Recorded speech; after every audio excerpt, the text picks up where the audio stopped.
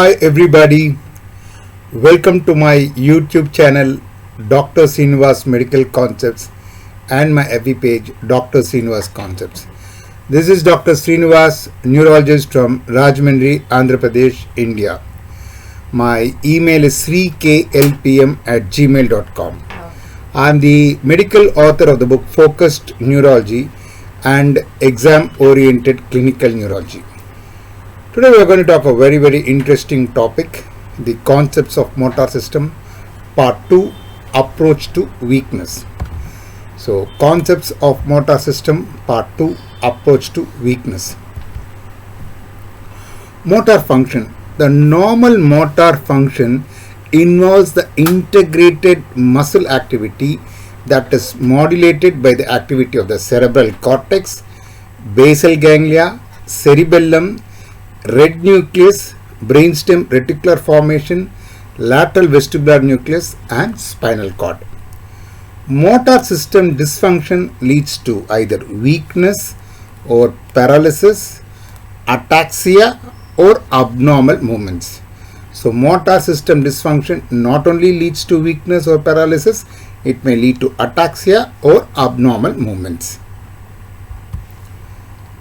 Paralysis or the suffix plegia indicates severe weakness that a muscle cannot be contracted at all, or paralysis which refers to less severe weakness.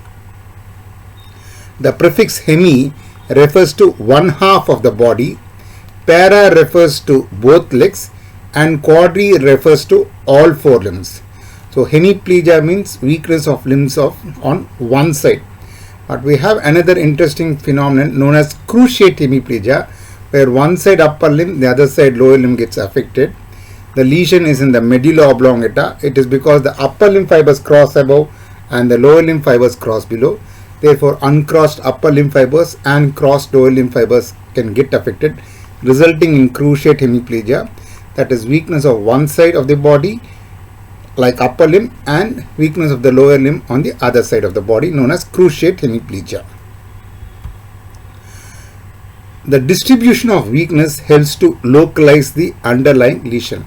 A very important concept is that though corticospinal tract supplies all the muscles of the opposite side due to the crossing of the corticospinal tract at the level of the medulla oblongata, it selectively and preferentially supplies few muscles. It has got a proclivity for few muscles in the upper limbs and in the lower limbs. The muscles preferentially supplied, or the proclivity of muscles due to corticospinal tract, are dates, deltoid, abductors, triceps, extensors of the wrist, extensors of the fingers and supinator. That's why in a person who's got corticospinal tract lesion, the deltoid gets affected, the abductor gets affected, so they adduct. The triceps get affected, so they cannot extend, it is flexed. The extensors of the wrist and fingers get affected, so it is flexed. The supinator is affected, so it causes pronator drift. So this is the posture they have in a hemiplegic patient. This is the posture they have, known as circumduction gait, where the upper limb is in this kind of posture. It is because of the involvement of these specific muscles, deltoid, abductor, triceps, extensors of the wrist and fingers and supinator, causing pronator drift. Another important concept is present here. As I said, supinator is preferentially supplied by the corticospinal tract, and therefore in persons who are having subtle hemiplegia, where you think patient has got hemiplegia but you are not able to elicit the definite signs of hemiplegia like extensor plantar response or exaggerated jerks, but still you suspect that person is having hemiplegia. So what is the subtle sign by which we can say that a person has got hemiplegia? The subtle sign is known as pronator drift. Because corticospinal tract supplies the supinator muscle, weakness of the supinator results in the pronation of the arm, which is known as pronator drift. So how do we check at the bedside? We ask him to extend the hands with the palm facing upwards. So ask him to place both the hands, extend it with the palm upwards. If there is a subtle hemiplegia, say it on the right side, Since the supinator is weak, it slowly starts pronating like this. So when you see the pronator drift, that indicates that the person has got a corticospinal tract lesion. So pronator drift is a very, very important sign and invaluable sign to detect subtle hemiplegia. The other muscles of the lower limb which are preferentially supplied by the corticospinal tract are HD. So upper motor neuron weakness of the lower limb causes weakness of the flexors of the lower limb, HD. That is H for hip flexors, hamstring muscles. D is for dorsiflexors, therefore causes circumduction gait. So hip flexors are affected, so they cannot flex the hip, it will be extended. Hamstring muscles, they cause flexion of the knee, so when they get affected, there is an extension of the knee. So there is an extension of the hip, extension of the knee, and dorsiflexors are weak and therefore there is plantar flexion or foot drop.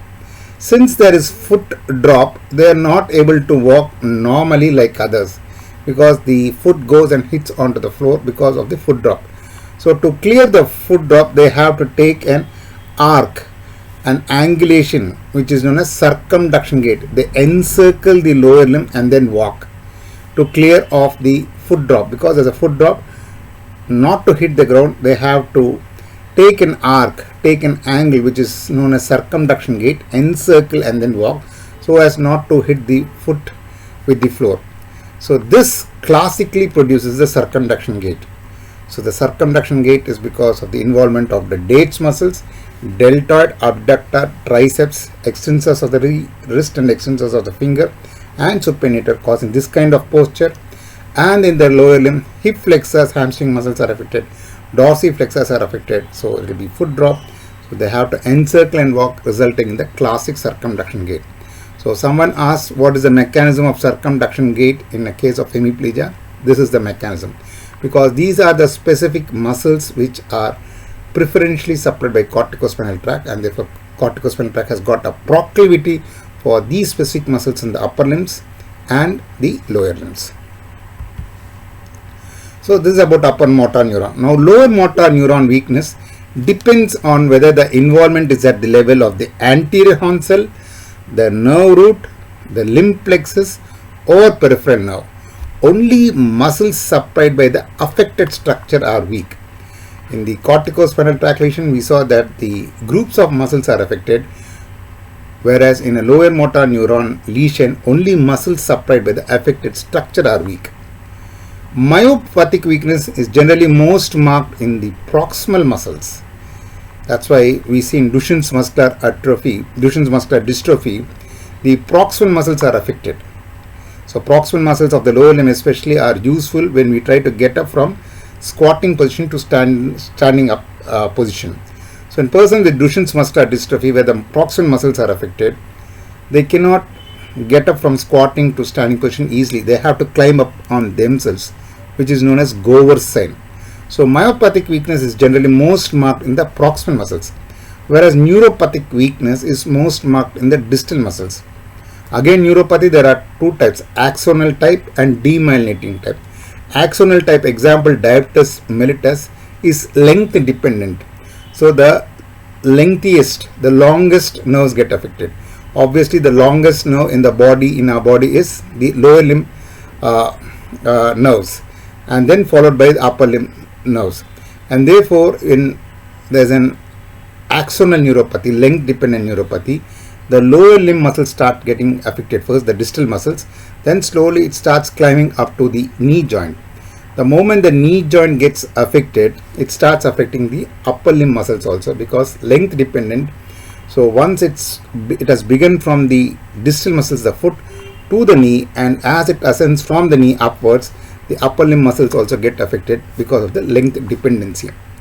Whereas if it is a demyelinative type of neuropathy like Guillain-Barré syndrome, it is not length dependent, it is length independent. Both proximal muscles and distal muscles can get affected.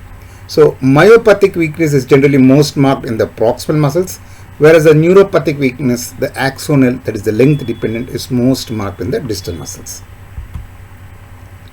Weakness from impaired neuromuscular transmission has no specific pattern of involvement. However, increased fatigability is a classic feature of neuromuscular disorders, example myasthenia gravis. So as the time passes, with the passage of the time, the weakness becomes more prominent. The classic example is ask the patient how does he feel when he chews say a meat. Initially when he starts chewing meat, it is easy, the power is normal, so he chews the meat easily. But with the passage of the time, there is a fatigability of muscles, so he finds extremely difficult to chew the non-vegetarian food. So initially when you ask him to chew the food, especially the non-vegetarian food, it is easy for him to chew, but with the passage of the time it becomes difficult because of fatigability, increased fatigability. So it's a classic history we ask. Sometimes morning they are well, but as with the passage of time there's a drooping of the eyelid known as ptosis. So increased fatigability is the classic sign of neuromuscular disorders, example myasthenia gravis. Weakness often is accompanied by other neurologic abnormalities that help indicate the site of the responsible lesion. Yeah, I have written a book called as Exam Oriented Clinical Neurology, where I've discussed history taking, general examination relevant to neurologic examination, hemiplegia and paraplegia. So it's completely exam oriented clinical neurology book, which will be very, very useful for medical students as they appear for the clinical neurology exams. So if interested, this book could be bought. The other book I have written is Focused Neurology. Most of the concepts of neurology I have put it in a question answer format. It is available online from all leading booksellers including Amazon. So if interested, this book could be purchased online. So I hope you have enjoyed listening to these wonderful concepts of approach to weakness. If you have really enjoyed it, please like it, share the link, but please subscribe my YouTube channel, Dr. Sreenivas Medical Concepts, and my FB page, Dr. Sreenivas Concepts. Thank you.